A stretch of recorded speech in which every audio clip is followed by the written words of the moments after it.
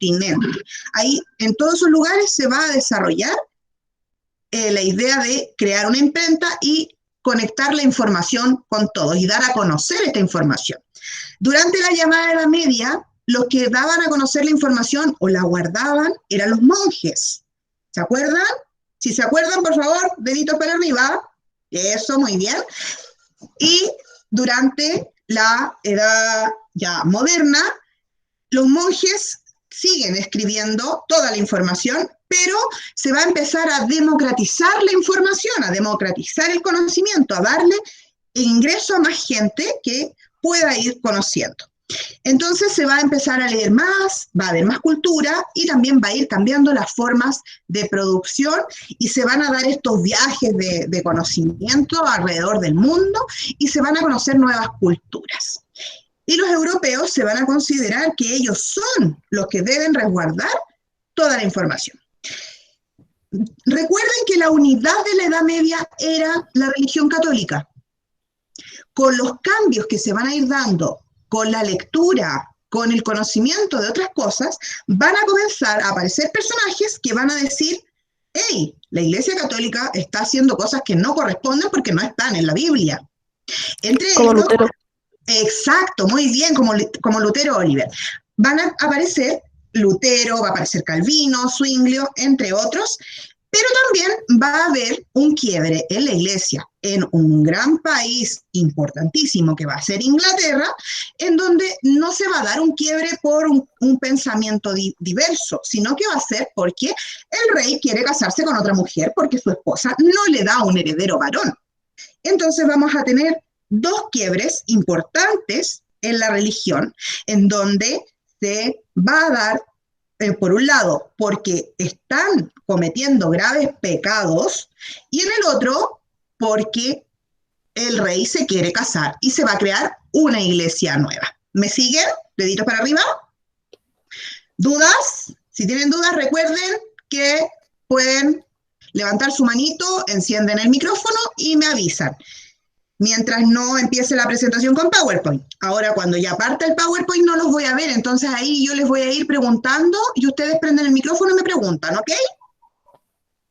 Ya, muchachos. Vamos a iniciar entonces ahora la presentación, en donde nos vamos a centrar en el conflicto religioso, los más importantes, el luteranismo que va a surgir con Lutero, el anglicanismo que va a surgir en Inglaterra y la contrarreforma, que es la forma en que la Iglesia Católica quiere volver a establecer su supremacía y no perderla. Bien, muchachos. Profesora. Y dígame. ¿Tenemos que tomar apuntes? Obvio. Gracias. Igual pueden grabar la clase, como ya se los había dicho a los compañeros. No hay problema, ustedes siempre pueden grabar las clases. Bien, les voy a compartir entonces la pantalla en donde van a ver el PowerPoint.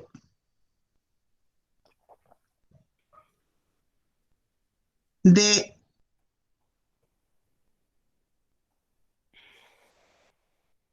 la contrarreforma y la reforma. Ya. ¿Les apareció? Recuerden que ya yo compartiendo pantalla no veo si ustedes me dicen... Muchas gracias. Ahora, Sí, profesora. Ya. Bien, vamos a iniciar entonces la presentación de nuestro PowerPoint.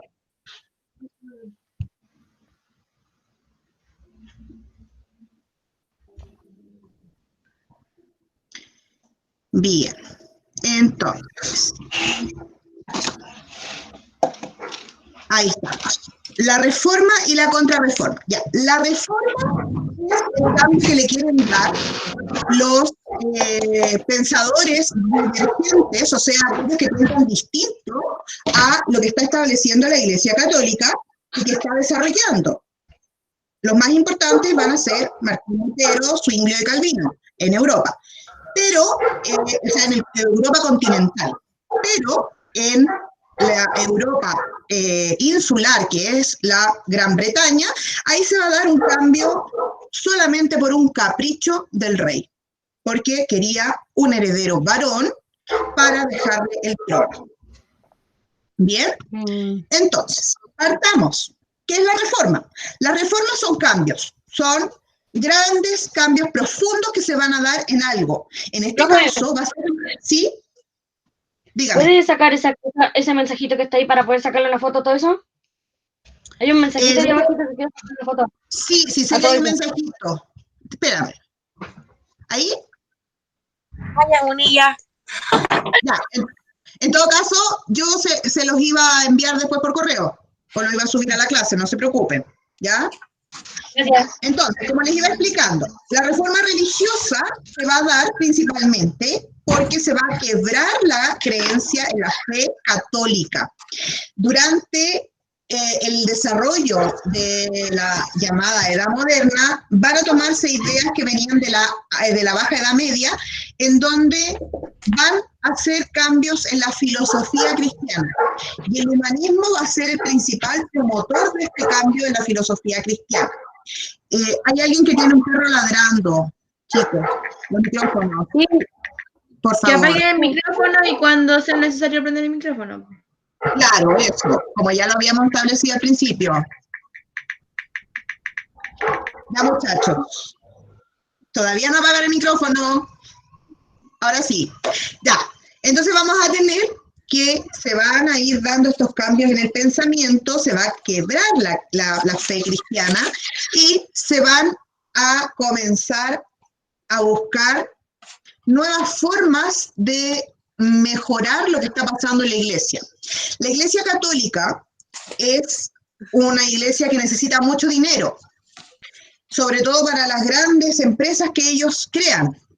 Y justamente van a aparecer unas creaciones, unas construcciones de la ciudad romana que van a hacer necesitar dinero. ¿Y de dónde lo van a sacar si ya no se dan las cruzadas? En las cruzadas se obtenía mucha riqueza, pero ya no hay. Entonces, ¿qué van a hacer? Van a empezar a vender las indulgencias, van a empezar a vender el perdón de Dios para que ingresen al cielo. Pero resulta que habían pensadores que eran muy eruditos, habían estudiado mucho, entonces ellos iban a la Biblia y revisaban dónde decía que había que comprar el perdón para ingresar al cielo. Entre ellos va a aparecer Erasmo de Rotterdam, que va a ser uno de los humanistas más importantes de la Baja Edad Media, que van a copiar sus ideas los llamados hombres modernos, porque lo van a conocer gracias a la imprenta. Ahora ya mucha más gente lee, entonces van a empezar a decir, ¿qué es lo que está pasando? ¿Está bien que la iglesia venda las indulgencias? No, van a decir otros. Entonces va a empezar esta crisis de a poco y va a ir creciendo, va a ir aumentando. Los hombres se van a seguir instruyendo, sobre todo aquellos que están relacionados a la iglesia. Van a aparecer nuevas agrupaciones en las iglesias que van a crear mucho conocimiento y van a profundizar estos conocimientos. Entonces van a ir obligando a que la iglesia vaya reformándose porque están cayendo en graves problemas al interpretar la doctrina eclesiástica al gusto de ellos. Van a aparecer personajes que van a decir, hey, estamos mal. Y van a empezar los enfrentamientos entre los papas y estos personajes. Sin embargo, recién hacia el siglo XVI es cuando se hace oídos lo que estaba hablando la gente. ¿Por qué? Como ya había dicho al principio, gracias a la imprenta. Si la imprenta no hubiese existido, Martín Lutero, lo que él hubiese dicho, nadie lo habría tomado en cuenta. A lo mejor le habría llegado un par de tirón de orejas en la iglesia a la que él pertenecía en Alemania, pero no habría llegado a oídos del Papa. Pero gracias a la imprenta va a ocurrir que todo el mundo se va a enterar de lo que está proclamando Martín Lutero. Y Martín Lutero, cuando va a plantar las 95 tesis, no es que solamente las vaya y las pegue en la iglesia, en la puerta de la iglesia, sino que eso se copió gracias a la imprenta y se llevó a distintos lados. ¿Me siguen? ¿Alguna duda? Escucho risas, pero no escucho que me digan si tienen dudas o no. ¿Lutero después fue condenado? No, Más profe. adelante sí lo van a condenar. Más adelante sí lo van a condenar. Bien, entonces vamos a tener que, como les decía, gracias a la imprenta, vamos a tener motivo para que aparezca más gente que se va a poner en contra de la iglesia, de lo que está haciendo, de que esta venta de indulto, de esta venta del perdón. Entonces, vamos a tener a la imprenta y a los intelectuales ya fusionados para pelear contra la iglesia y decir, basta de abusos. Usted no puede estar vendiendo la entrada al cielo. ¿En qué parte de la Biblia dice eso? Y así van a ir desarrollándose estas ideas que se van a ir uniendo también a la parte política y económica que venía arrastrándose desde la Edad Media. Recuerden que a principios de la Edad Moderna, fines de la Edad Media, se va a dar una pandemia enorme, que va a ser la peste bubónica, y eso va a causar grandes cantidades de muertes. Entonces va a llevar que la parte económica, la torta económica, se vaya a dividir en menos gente. Entonces va a ir apareciendo mayor cantidad de personas que van a ir reclamando frente a los abusos de poder que estaban desarrollando la iglesia. ¿Dudas? No, ¿No? Bien, continuamos entonces. No. Vamos a ver que los países europeos más importantes están desarrollando su economía, se está volviendo muy relevante, y vamos a tener que aparecen estas nuevas clases sociales que van a tener poder económico, que eran los burgueses. ¿Se acuerdan que los burgueses nacen en la ciudad de los burgos? Estos hombres se van a enriquecer por el comercio y van a apostar por los que están reclamando contra la iglesia. No le van a hacer caso a la iglesia, porque van a decir, ¿por qué tengo que pagar mi fortuna a la iglesia si yo me he esforzado toda mi vida? Y si yo no he cometido ningún pecado, ¿por qué tengo que dejarle mi dinero a la iglesia? Entonces van a empezar a no dejarle dineros a la iglesia católica y el negocio de las indulgencias se va a empezar a caer. Chicos, los micrófonos, por favor, apaguen sus micrófonos. ¿Ya? Bien, el negocio de las indulgencias entonces se va a empezar a caer. Y el principal promotor de que se caigan las indulgencias, las ventas de la indulgencia, va a ser Martín Lutero. Él empieza a tener problemas hacia el año 1511 aproximadamente. Y empieza a ser un problema para la iglesia. Pero no es hasta 1517 cuando realmente dicen hay que parar a este hombre porque nos está botando el negocio. Y ahí es cuando lo llaman a que vaya a dar explicaciones. Martín Lutero no va a dar ninguna explicación porque va a decir que no corresponde la venta del perdón. Los fieles se pueden redimir solamente con la contrición de su alma, o sea, decir yo me arrepiento. No debería haber hecho eso. Se supone que con eso basta, según lo que ha leído Lutero en la Biblia, porque en ningún lado sale que hay que comprar el perdón. Entonces Martín Lutero empieza a hacer estos escritos y los empieza a dar a conocer. Y de nuevo, si no hubiese existido la imprenta, nadie le habría tomado el peso a Martín Lutero. Gracias a la imprenta, sus ideas se fueron conociendo. ¿Sí? ¿Dudas? ¿No? Bien. Entonces, como Martín Lutero va a estar indignado, va a iniciar esto y en 1517 va a ir y clavar las tesis de sus ideas en la iglesia de Worms donde él vivía y se va a dar a conocer en Europa y lo van a llamar. En 1520 lo va a llamar la Dieta de Worms. La Dieta es una especie de parlamento que tenían antiguamente los estados alemanes, en donde el emperador le dice que vaya a dar explicaciones. El emperador había sido mandado por el Papa, el Papa lo excomulga, lo saca de la iglesia. Martín Lutero era un cura, pertenecía a la congregación de los agustinos. Al excomulgarlo, lo deja fuera de su iglesia y le dice, ¿usted se arrepiente o es excomulgado? Como él no se arrepintió, lo excomulgaron. Y toda la gente que apoyó a Martín Lutero protestó y reclamó. Por eso su iglesia va a recibir después el nombre de los protestantes, porque protestan que a Martín Lutero lo saquen de la fe.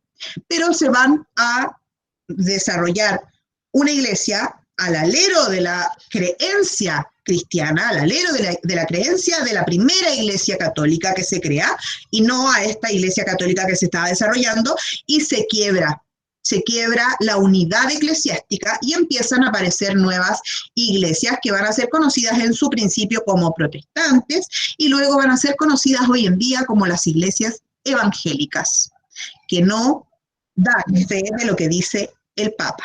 ¿Dudas? ¿Vamos bien? ¿Me siguen? Ya, ¿qué duda tiene? No, profe. Me perdí. ¿En dónde? Sí. Yo la encarrilo, dígame. ¿En qué se perdió? En esto, po, en esta parte. Ya, a ver. Martín Lutero es un cura y él era un estudioso. Vaya. Como él sabía leer y escribir, empezó a investigar por qué se estaban vendiendo los perdones. Si en ninguna parte de la Biblia lo decía, y la Sagrada Escritura es el sustento de la fe católica. Entonces, ¿dónde estaba la venta del perdón? Él dice, no, esto es un invento del Papa, no puede ser. Entonces va y empieza a escribir su pensamiento. Lo pega en las puertas de la iglesia a la que él iba a misa, como correspondía por su categoría de ser un sacerdote, un monje, pero si hubiese quedado ahí, no pasa nada, nadie se habría enterado, pero ya existía la imprenta, y la imprenta le ayuda a que sus pensamientos empiecen a expandirse por todos los estados alemanes en principio, y luego salgan de esas fronteras, y llega hasta oídos del Papa. ¿Ahora sí? Sí, ya. Ya. Cuando llegó a oídos del Papa, lo llaman a la Dieta de Worms. La Dieta de Worms es como un parlamento en donde se juntan todos los estados alemanes. Y esta dieta es convocada por el emperador. Y Carlos V llama a que se vayan todos a reunir y llaman a este monje que está diciendo que la venta del perdón está mal y que la iglesia está cometiendo graves pecados. Entonces le dicen, ¿te arrepientes de lo que estás diciendo o eres excomulgado? Y él decide ser excomulgado, porque él cree tener 100% la verdad. Como la gente que estaba apoyando a Lutero protestó porque lo sacan de la iglesia, se van a llamar los protestantes. ¿Ahora sí? Perfecto. Sí. Continuamos entonces. Este Lutero, sí, dígame. Profesora, Sí, lo sí. que pasa es que yo no sé de qué están Te hablando escucho. porque acabo de llegar. Tuve un Ah. pequeño problema. Mi amorcito, no hay problema. Estamos hablando sobre la crisis religiosa que se da en el siglo XVI. Ah, ok. Estamos hablando de la reforma La iglesia. protestante. Ah, Ya. ok. Y vamos en cuando Lutero es expulsado de la iglesia. Ok. Ya. Hay que tener la guía. Sí, mi amor, lo que está en la guía. Espérame que ahora me la busco. Ya, no hay problema. Bueno, continúo entonces. La iglesia, al romperse, van a empezar a tener fricciones, porque ¿a quién les vamos a dar el diezmo? ¿A la iglesia católica o a esta nueva iglesia luterana? Se van a dar esos problemas. En el caso de los ingleses, cuando se separa y se crea el anglicanismo, va también a surgir el mismo problema. ¿A quién le pertenecen las cosas? ¿A la iglesia anglicana, a la iglesia católica, al Estado? ¿A quién? Y es ahí cuando los mismos gobernantes de esos países que van a cambiar su religión deciden quedarse con las tierras que le pertenecieron alguna vez a la Iglesia Católica y entregárselas a estas nuevas formas religiosas que están desarrollando. Entonces, las tierras ya no van a ser de la Iglesia Católica y la Iglesia Católica va a ir perdiendo poder económico. Eso va a hacer que la Iglesia Católica vaya a desarrollar una forma de defenderse y eso se va a conocer como la contrarreforma. Y además, la Iglesia Católica, además de inventar la contrarreforma, va a desarrollar una nueva idea para castigar a todo aquel que ha cometido pecado. Va a ser la Santa Inquisición. ¿Preguntas? No. Ya. Bueno, como ya se había separado la iglesia y en otros países ya empiezan a aparecer otros, como Calvino, Zwinglio, vamos a tener que cada una de estas religiones va a crear sus propias formas, va a poner sus propias reglas. Y cada uno va a establecer cuáles son las reglas importantes para su religión. Por ejemplo, para los calvinistas va a ser muy importante que tú siempre estés limpio y que además de estar limpio, tú actúes bien, que seas buena persona. Para los luteranos va a ser muy importante que tú te bautices y que también seas buena persona y que tengas mucha fe, porque la fe es lo único que te va a salvar, ¿ya? Pero en el caso de Inglaterra va a ser distinto. Inglaterra no rompe con la Iglesia Católica porque esté en desacuerdo. Enrique VIII simplemente va a romper porque no los dejan casarse con otra mujer, con su amante, con Ana Bolena.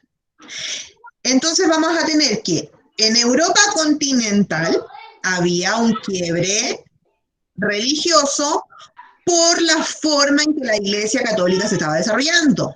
En la Europa insular, el quiebre es solamente por un capricho del rey. ¿Vamos bien hasta el momento?